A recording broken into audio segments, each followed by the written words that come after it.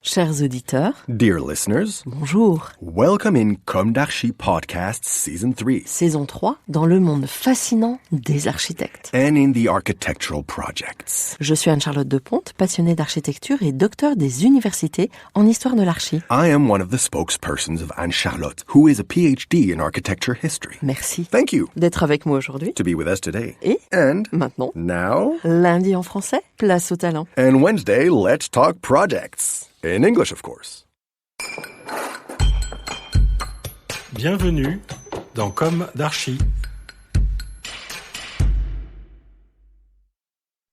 Chers auditeurs, ravis de vous retrouver aujourd'hui en compagnie d'Anne-Françoise Joumeau. Bonjour Anne-Françoise. Bonjour. Bienvenue dans Comme d'Archi. Vous êtes architecte et à la tête de votre propre agence qui porte votre nom d'ailleurs. Votre agence, je cite, laquelle s'attache à concevoir et réaliser des bâtiments qui, participant d'un contexte, demeurent pourtant lisibles et autonomes. Le processus de différenciation de la matière, la recherche d'une tonalité singulière pour chaque projet, garantissent une architecture vivante et affirmée, dont l'identité visuelle jamais gratuite participe pleinement de l'usage. On va commencer par le début. Quel est votre parcours, votre jeunesse, où s'est ancrée votre architecture? Quelles ont été vos études? Donc, quel est mon parcours? Mon parcours et ma jeunesse. Ma jeunesse, elle a démarré en pleine campagne, puisque j'étais d'une famille pas du tout d'architectes, et avec des parents pharmaciens qui s'étaient installés, jeunes pharmaciens, dans un petit village. Et donc, en fait, j'ai grandi dans les champs, dans les herbes folles, et dans une assez grande liberté, en fait. Et d'autre part, en fait, du côté de mon père, beaucoup d'artistes, beaucoup de peintres surtout. Et du côté de ma mère, des ingénieurs divers et variés. Donc on verra que effectivement, ça a pu déterminer certaines choses. En tout cas, il me semble que en faisant des petits retours en arrière, des fois, on comprend certaines choses. C'est une campagne au sud de la Seine-et-Marne, hein, donc la Brie avec ses champs cultivés, ses élevages, mais beaucoup de champs. Et donc beaucoup de balades à vélo à travers la nature, quoi. Et puis surtout à l'époque, quand même, on était très très libre de parcourir toutes ces petites routes de campagne seules et humer l'air, l'espace, la lumière. Et j'en garde vraiment un souvenir très fort. Et je crois que ce sentiment de liberté, je crois que pour moi, il est très important. Donc mon envie d'architecture, elle est venue du fait d'un jour, en fait. Je le raconte assez souvent, mais en seconde, en fait, mon professeur de physique fait le tour des élèves et puis demande en fait à chacun ce qu'il veut faire. Et moi, j'étais un peu écartelée entre mon esprit assez posé, mathématique. Enfin, j'aimais bien toutes les sciences exactes. Et puis d'autre part, je peignais, je dessinais, je collais, je faisais des tas de choses.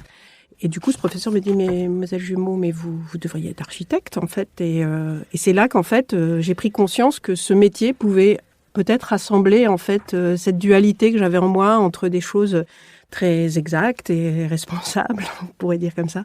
Et puis une autre chose qui est la création, la liberté de choisir, en fait. Donc voilà. Donc en fait, je pense que mon parcours d'architecte a démarré là, en fait. Dans les années lycée. Voilà. Après, les études, il a fallu choisir un endroit pour étudier. Donc, étant basé aux années lycée à Fontainebleau, donc c'était Paris. Donc, Paris, aller voir, à l'époque, ça s'appelait des unités pédagogiques d'architecture. Il n'y avait pas encore des écoles d'architecture. Et donc, en fait, ça venait juste de se déployer après la rupture Beaux-Arts, en fait. Et donc, moi, je suis allée voir les Beaux-Arts, qui étaient installés dans la voûte du Grand Palais d'une part, et puis d'autre part dans l'école des Beaux-Arts.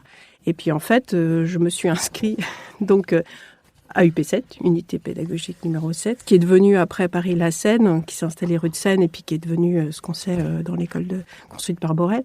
Et donc, là-bas, c'était vraiment provisoire l'installation dans la voûte du Grand Palais. Et je me suis retrouvée aux Olympiades où UP7 s'est installé. Donc, mais avec un enseignement finalement très classique. Et du coup, je suis restée que 2 ans dans cette unité pédagogique. Et je suis ensuite allée à UP1, qui est devenue après Paris-Villemain. Oui. Et là, j'y retrouvais des personnes plus ancrées dans ce qui me semblait être une réalité et un savoir qu'on devait acquérir quand on était architecte, c'est-à-dire le logement social, l'engagement sociétal, etc. Et donc là, il y avait des enseignants qui venaient de l'AUA, de Bagnolet, qui avaient construit dans la banlieue rouge, etc. Et donc, en fait, j'ai suivi cet enseignement jusqu'à après avoir un suivi aussi d'une spécialité qui était proposée par Perrottet Fabre, donc les architectes du théâtre de la ville et de bien d'autres théâtres en banlieue rouge. Et donc, en fait, une spécialité effectivement sur les lieux de spectacle, quoi. Voilà. Donc voilà, en gros, les études, comment elles se sont déroulées. Alors, vous avez commencé votre activité d'architecte de quelle manière? C'est une fois que j'ai passé mon diplôme, donc c'était effectivement un lieu du spectacle. J'ai été suivie par plusieurs évidemment professeurs et architectes, et en fait, je suis rentrée dans l'agence Jean-Pierre Buffy, qui venait de gagner les collines à la Défense, donc les bâtiments de part et d'autre de l'Arche de la Défense, qui se construisaient à l'époque. Et donc, je suis restée 6 ans à construire ces 120 000 mètres carrés avec l'équipe. Donc, toute jeune architecte, en fait, moi, j'ai basculé dans un truc incroyable ça n'a pas duré 6 ans, mais ça a dû durer 4 ans, où je suis partie, eux, ils venaient de gagner le concours, et moi, j'ai dessiné toutes les phases, et j'ai fait le chantier, j'ai fait les suivis de levée de réserve et tout, donc j'ai tout vu, en fait. Et c'était extraordinaire, parce que... Retrouvez l'intégralité de cet épisode sur Apple Podcast, Acast, Deezer, Spotify.